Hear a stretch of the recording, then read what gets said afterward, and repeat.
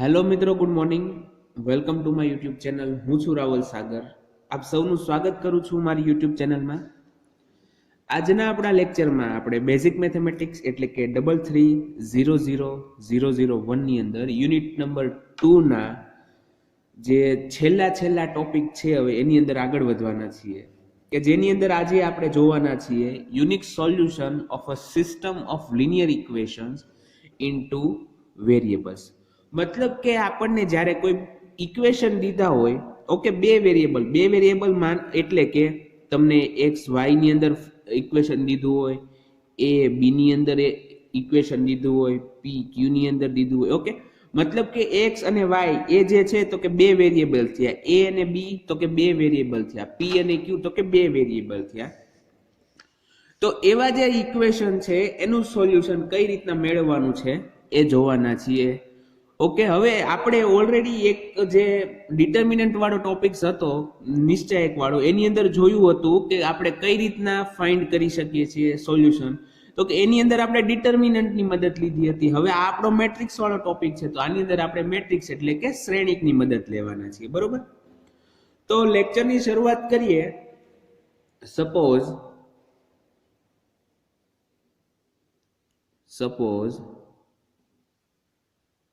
a system of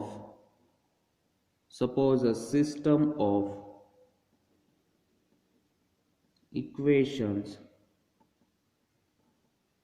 in two variables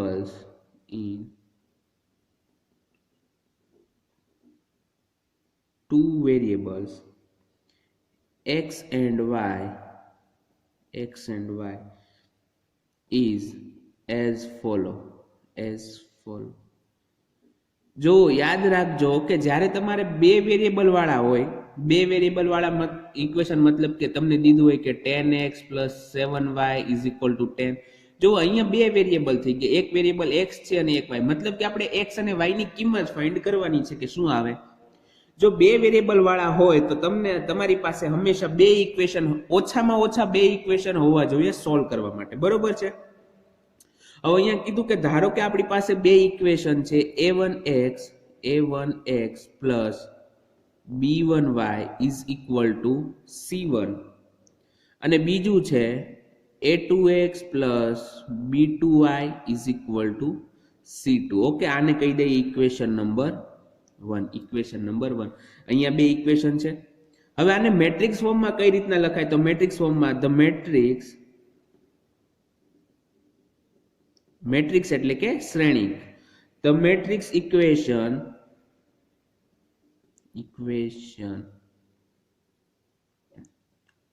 for the system is as follows.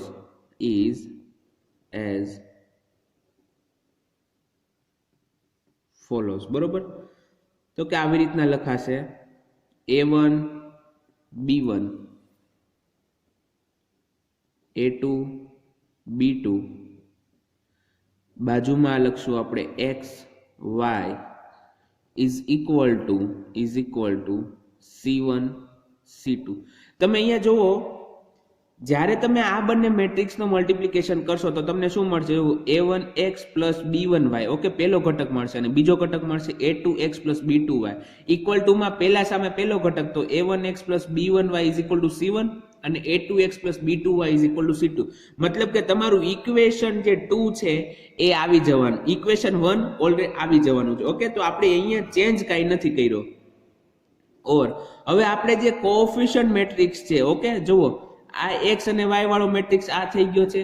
હવે જુઓ a1 b1 a2 અને b2 એ શું છે? તો કે x અને y ના સહઅવયવો છે, બરોબર છે. તો કોએફિશિયન્ટ વાળાને આપણે a કહી દઈએ, x અને y વાળા શ્રેણિકને આપણે x કહી દઈએ, અને જે કોન્સ્ટન્ટ ટર્મ વાળો એટલે કે c1 અને c2 થી જે શ્રેણિક બને છે એને આપણે b કહી દઈએ. તો આપણે શું લખી શકીએ? a * x = b લખી શકીએ, બરોબર છે. આને આપણે કહી દઈશું ઇક્વેશન નંબર 2. તો હવે અહીંયા આપણી પાસે હવે ફાઇન્ડ શું કરવાનું રહ્યું? તો કે આપણે અહીંયા x ની કિંમત ફાઇન્ડ કરવાની, મતલબ કે x અને y ની કિંમત ફાઇન્ડ કરવાની છે, બરોબર છે. તો એના માટે હવે મેથડ લખીએ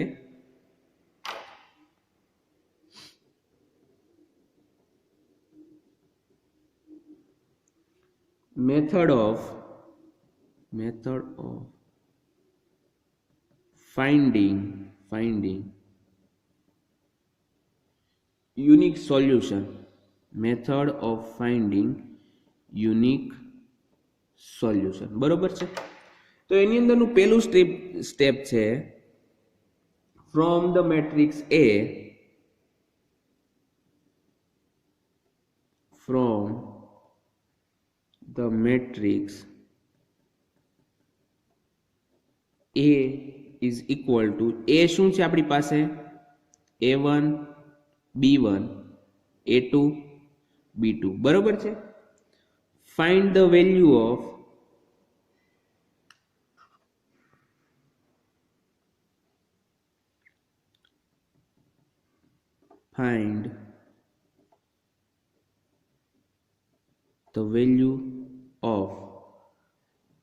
the determinant of A, the value of determinant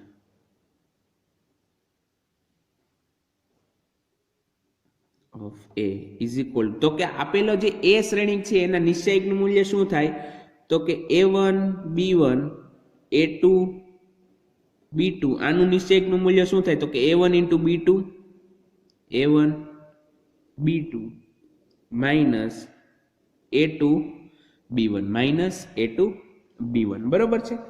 હવે જો સોલ્યુશન તો ફાઇન્ડ કરવું છે પણ એના માટે કન્ડિશન લાગી જશે કે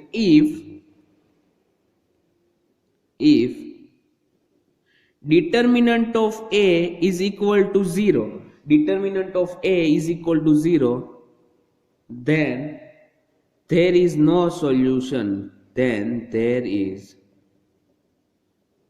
no solution. હવે તમે અહીંયા તમને A ઓલરેડી મળી ચૂકેલો છે, ઓકે, નિશ્ચય શ્રેણિક મળ્યો છે. હવે એના નિશ્ચયકનું મૂલ્ય તમે મેળવો છો. હવે આપણે હકીકતમાં x અને y ની વેલ્યુ ફાઇન્ડ કરવા માટે ઇનવર્સનો યુઝ કરવાના છીએ. તો ઇનવર્સ માટે કન્ડિશન છે કે જો નિશ્ચયકનું મૂલ્ય 0 થાય તો આપણને ઇનવર્સ મળવાનો નથી, બરોબર. તો અહીંયા તમારે એવું યાદ રાખવાનું છે કે જો તમને નિશ્ચયકનું મૂલ્ય તમારું 0 થઈ જતું હોય, જે તમે સહ અવયવોનો શ્રેણિક લખ્યો છે એના નિશ્ચયકનું મૂલ્ય જો 0 થાય તો તમને કોઈ પણ પ્રકારના સોલ્યુશન મળશે નહીં, મતલબ કે તમે x અને y ની કિંમત ફાઇન્ડ નહીં કરી શકો, બરોબર છે. અને if determinant of A is not equal to 0, determinant of A is not equal to 0, proceed as follow. તો જો નિશ્ચયકનું મૂલ્ય નોન ઝીરો આવે, ઓકે, એટલે કે 0 સિવાયની કોઈ કિંમત આવે તો તમારે પ્રોસેસ આગળ વધારવાની છે. અને કઈ રીતે છે તો કે સ્ટેપ નંબર 2 ની અંદર જવાનું, obtain adjoint of A, obtain adjoint of A. તો કે adjoint of A કેટલા થશે તો કે આપણને ખ્યાલ છે કે જ્યારે સેકન્ડ ઓર્ડર શ્રેણિક હોય, ઓકે, સેકન્ડ ઓર્ડર શ્રેણિક હોય મેટ્રિક્સ, તો ત્યારે શું થાય તો કે અગ્રવિકર્ણની પરસ્પર અદલા બદલી, એટલે થઈ જશે B2 A1 minus A2 minus B1, okay. તો આ થઈ જશે એનું આપણે એડજોઇન્ટ ઓફ A, બરોબર છે. ત્યારબાદ શું કરવાનું છે તો કે સ્ટેપ નંબર 3 ની અંદર જવાનું છે, obtain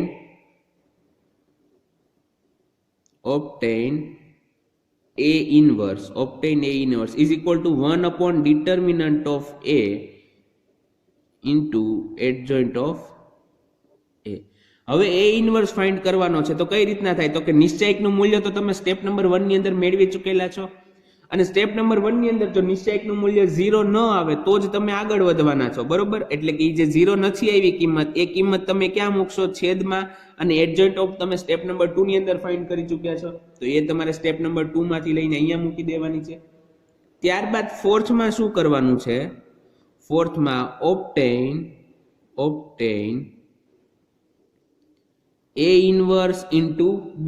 હવે B ઓલરેડી તમારી આગળ જે કોન્સ્ટન્ટ ટર્મ વાળો શ્રેણિક છે એ છે જ, ઓકે, કે જેની અંદર આપણે કોલમની અંદર C1 અને C2 લખ્યા હતા. ત્યારબાદ આપણને A ઇન્વર્સ મળવાનો છે થર્ડ સ્ટેપની અંદર, અને ફોર્થમાં તમારે A ઇન્વર્સ ઇન્ટુ B મેળવવાનો છે. હવે ધારીએ કે suppose A inverse into B, જો તમારે આની સીધી એપ્લિકેશન આવે છે તો ઇન કેસ તમને થિયરી નથી સમજાણી તો તમને એક્ઝામ્પલની અંદર આઈડિયા આવી જશે કે આપણે શું કરવાનું છે, બરોબર છે. આની અંદર તમને એવું લાગે કે ભાઈ થોડું કોમ્પ્લિકેટેડ થઈ ગયું છે અથવા તો સર હજી નથી સમજાતું, તો બહુ ટેન્શન લેવાની જરૂર નથી, કેમ કે તમારે કોઈ પણ જગ્યાએ સ્ટેપ નથી લખવાના, તમારે સીધા એક્ઝામ્પલ જ ગણવાના છે, બરોબર. હવે suppose A inverse B is equal two તમને આવે છે K1 K2 then xy is equal to K1 K2, xy is equal to K1 K2, therefore x is equal to K1 and y is equal to K2. The solution set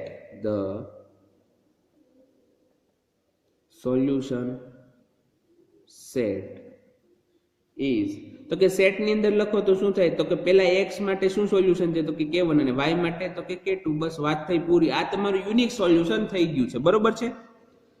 હવે આની સિવાય બીજું in case મળી શકે પણ એ large સ્કેલમાં હોય, પણ તમને ઇનિશિયલી જે યુનિક મળવાનું છે એ K1 અને K2 અહીંયા મળી ચૂકેલ છે.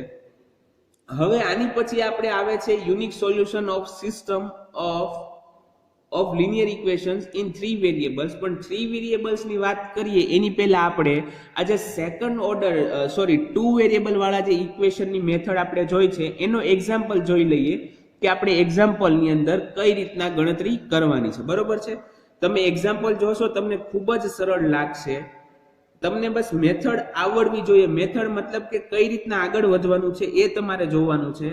અને તમને કદાચ થિયરી નથી આવડી તો પણ બહુ ચિંતા કરવાની જરૂર નથી, કેમ કે જ્યારે આપણે એક્ઝામ્પલ ગણવાના છીએ તો એની અંદર મલ્ટિપ્લિકેશન છે, ઇનવર્સ છે, એડજોઇન્ટ છે, એ ઓલરેડી તમે ભણી ચૂકેલા છો આપણે પ્રીવિયસ લેક્ચર્સની અંદર, બરોબર છે. તો એનો એક્ઝામ્પલ જોઈએ.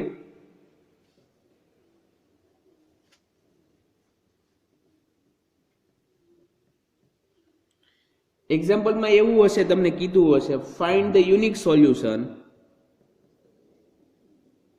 find the unique solution if it exists for the system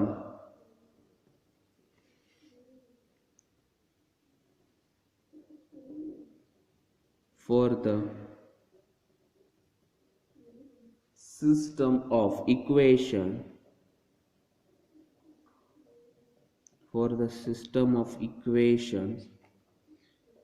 given below. તમને શું કીધું છે કે આપેલા શ્રેણિક માટે સિસ્ટમ ઓફ ઇક્વેશન માટે સોલ્યુશન ફાઇન્ડ કરવાનું છે. મતલબ કે આપણે x અને y ની કિંમત ફાઇન્ડ કરવાની છે. એ પણ જો તમને મળતી હોય તો હવે તમને મળે કે ના મળે શેના પરથી નક્કી થાય, તો કે જે શ્રેણિક a મળે છે એના ડિટર્મિનન્ટ, એના નિશ્ચાયકનું મૂલ્ય શું આવે છે એના પરથી આપણે નક્કી થવાનું છે, બરોબર છે. તો હું અહીંયા ઇક્વેશન લખું છું 2x minus 3y plus 5 is equal to 0 and બીજું છે 3x plus y is equal to 9. 3x plus y is equal to 9. તો હવે સોલ્યુશનની વાત કરીએ. Solution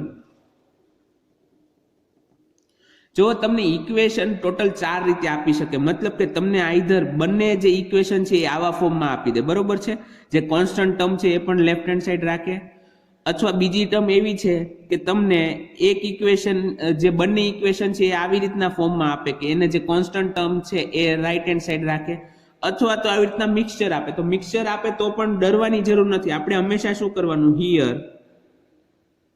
here given system of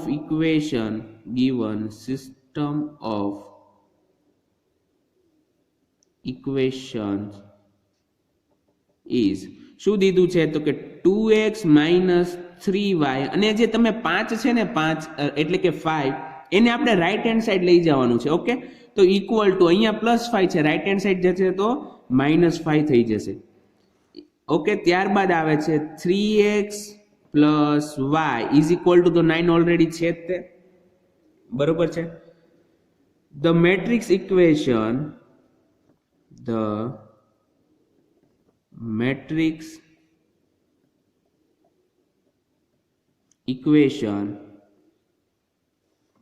of this system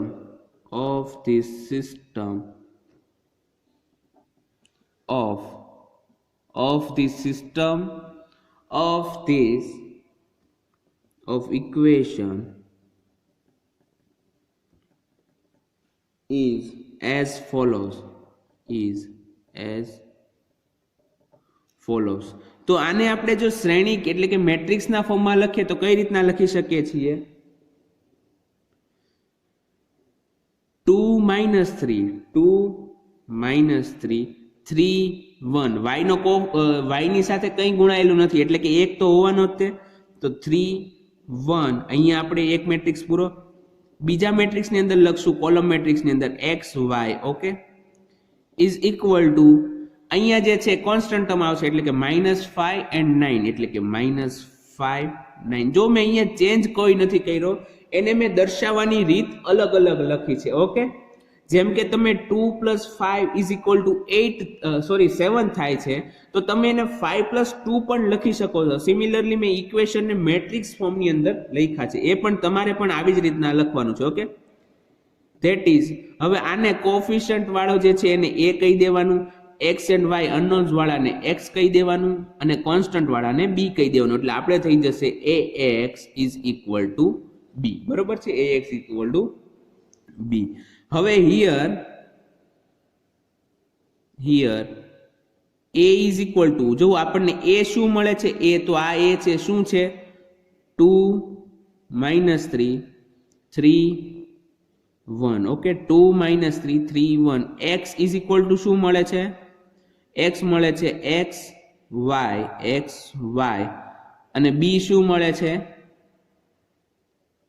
-5 9. Okay, હવે આપણે શું કરવાનું છે તો કે આ જે શ્રેણિક a છે એના નિશ્ચયકનું મૂલ્ય મેળવવાનું છે. Now determinant of a is equal to શું થાય? તો કે ડિટર્મિનન્ટ ની અંદર a આખો લખી નાખો, તો કે 2 - 3 3 1. ઓકે, ઇઝ ઇક્વલ ટુ આનું નિશ્ચયકનું મૂલ્ય કેટલું થાય? 2 × 1 2 3 × -3 તો કે minus and 3 × -3 -9 is equal two minus plus એટલે કે 2 + 9 is equal two 11. Okay, therefore determinant of a is equal to 11. હવે 11 છે તો 11 તો 0 નથી એટલે લખી નાખવાનું which is not equal to 0. બરોબર છે, which is not equal to 0. here પછી એક લાઈન એવી લખશું કે here a is non singular એટલે કે જેના નિશ્ચયકનું મૂલ્ય 0 નથી થતું એવો શ્રેણિક મળ્યો છે. Here a is non-singular matrix.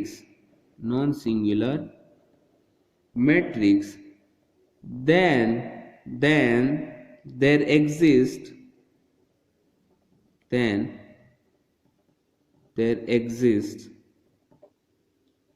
a unique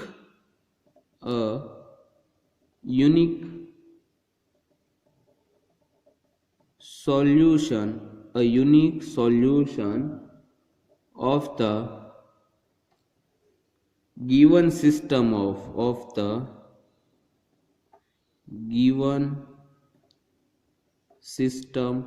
of equations.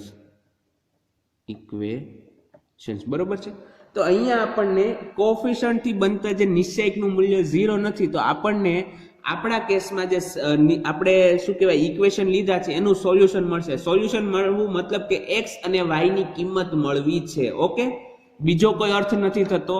x અને y ની તમને યુનિક કિંમત મળશે કે જેનાથી તમે ઇક્વેશન ની અંદર x અને y ની કિંમત મૂકી દો તો તમારું ઇક્વેશન સેટિસ્ફાઈડ થઈ જાય. હવે આપણે શું કરવાનું તો કે હવે આપણે જેમ થિયરી ની અંદર જોયું એમ સ્ટેપ નંબર 3 મુજબ આપણે એડજોઇન્ટ ઓફ a ફાઇન્ડ કરવાનો છે. now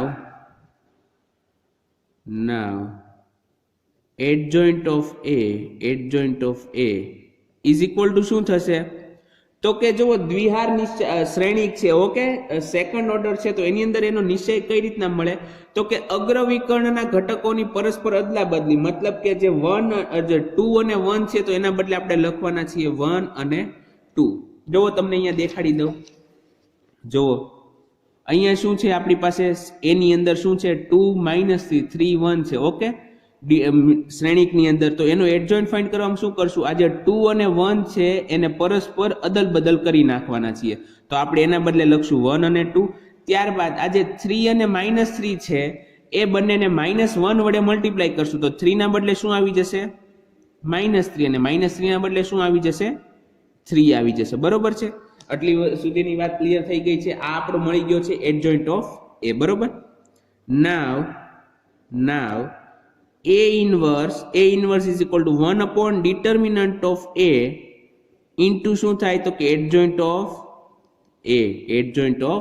ઓકે, તો હવે 1 upon determinant of A એના નિશ્ચયકનું મૂલ્ય કેટલું છે તો કે ઓલરેડી મેળવી ચૂક્યા છીએ. determinant of A is equal to 11 છે તો આપણે અહીંયા મૂકી દેશું 11 into adjoint of A કેટલા છે તો કે 1 3 -3 2 1 3 -3 2. ઓકે, હવે જો અહીંયા અંદર એક પણ પ્રકારની સંખ્યાની સાથે છેદ નહીં ઉડે તો આપણે 1/11 ને એઝ ઇટ ઇઝ બહાર રહેવા દેવાના છીએ. બરોબર છે. નાવ ax is equal to b છે.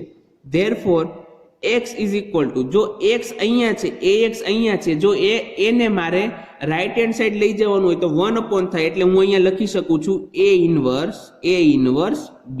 ઓકે, સમજાણું છે તમને? અહીંયા શું કર્યું તો કે ax is equal to b તો છે જ આપણી પાસે, જે ઓલરેડી આપણે મેટ્રિક્સ ફોર્મની અંદર લખ્યું છે. ઓકે, હવે હું a ને રાઈટ હેન્ડ સાઈડ લઈ જાઉં તો છેદમાં જવાનું છે અને છેદમાં જતું હોવાથી આપણે એને a ઇન્વર્સ લખી શકીએ. ઓકે, તો a inverse b.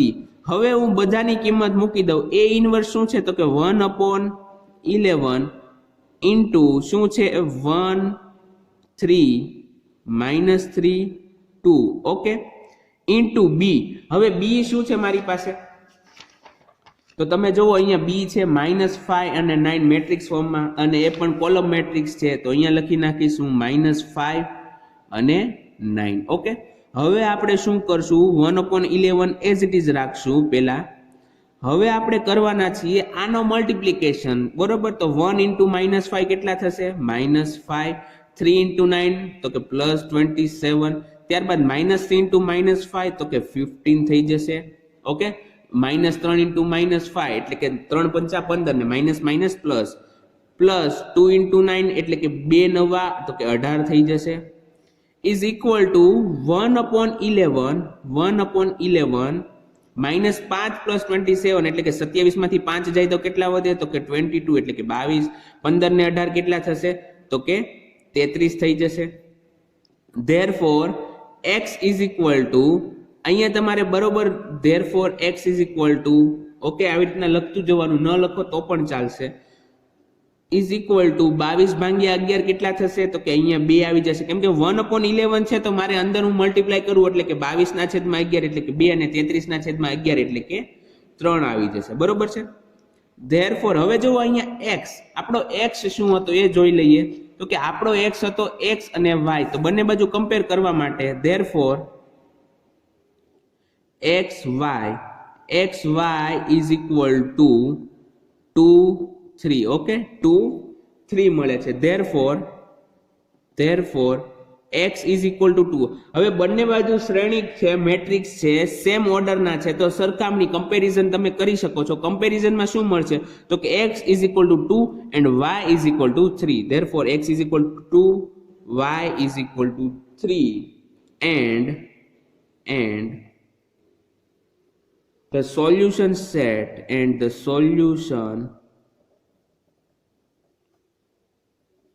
Set is equal to શું મળે તો કે 2 અને 3 ને કાઉન્સની અંદર લખી નાખો ક્રમમાં તો કે 2 3 ઓકે 2 3 તો આ હતો સેકન્ડ ઓર્ડરનું જે સોરી 2 વેરિયેબલ વાળા જે ઇક્વેશન હતું એનું સોલ્યુશન તો કે કઈ રીતના મળે એ આપણે જોયું છે અને એનો એક્ઝામ્પલ પણ જોયો છે બરોબર છે તો આઈ હોપ કે તમને આજનો જે એક્ઝામ્પલ હતો આપણો એ સમજાઈ ગયો હશે તમે આની ઘરે જે તમારી ટેક્સ્ટ બુક ની અંદર ઘણા બધા એક્ઝામ્પલ દીધા છે બરોબર છે ઘણા બધા એક્ઝામ્પલ તમને દીધા છે તો એની પ્રેક્ટિસ કરજો કેમ કે આ વસ્તુ એવી છે કે પ્રેક્ટિસ કરશો તો તમને આવડશે તો જ તમારે આની પર ગ્રીપ આવશે બરોબર નહીતર એવું થશે કે તમે ટૂંક સમયમાં ભૂલી જશો તો અહીંયા જે આપણો સેકન્ડ ઓર્ડર વાળો હતો સોરી સેકન્ડ 2 વેરિયેબલ વાળા ઇક્વેશન એનો ટોપિક પૂરો થાય છે આ લેક્ચરની અંદર હવે જે નેક્સ્ટ લેક્ચર છે એની અંદર આપણે 3 વેરિયેબલ વાળા ઇક્વેશનને કઈ રીતના સોલ્વ કરવાનું છે એ જોવાના છીએ પણ એની પહેલા તમને આજની ક્વિઝ માટેનો એક એક્ઝામ્પલ દેવાનો છે એક્ઝામ્પલ છે ઇક્વેશન છે અહીંયા 3x + 2y = 7 11x -4y = 3 11x - 4y = 3 3x + 2y = 7 11x - 4y = 3 તમારે આને મને સોલ્યુશન કહેવાનું છે okay the solution of given